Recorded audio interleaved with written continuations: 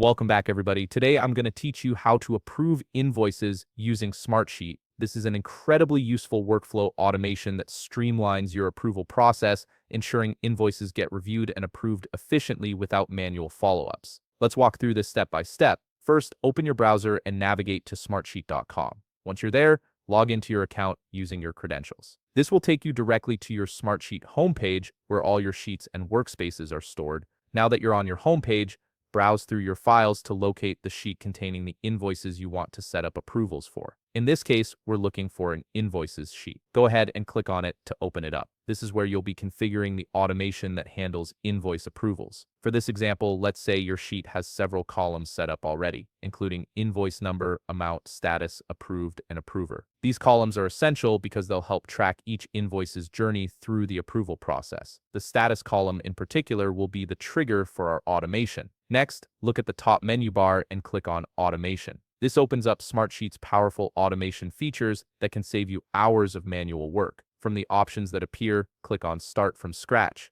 This allows you to build a custom automation workflow tailored specifically to your invoice approval needs. Now you'll need to set up the trigger that kicks off this automation. Click on the Trigger section and choose when rows are added or changed. Initially, you'll see it set to any field, but we want to be more specific. Change this to the status column since that's what we're monitoring for changes. Then click Add a Value and choose any value from your status column options. This tells Smartsheet to watch for changes specifically in that status field. The next step is adding a condition to make sure the automation only runs when appropriate. Click Add a Condition, then click Select a Field and choose the status column again. For the operator, select is equal to from the drop-down menu. In the value field, type Submitted. This condition ensures that the approval request only triggers when an invoice's status changes to submitted, preventing unnecessary notifications. Now we get to the heart of the automation. In the Select an Action section, scroll through and find Request an Approval, then click on it. This is the action that will actually send out the approval request.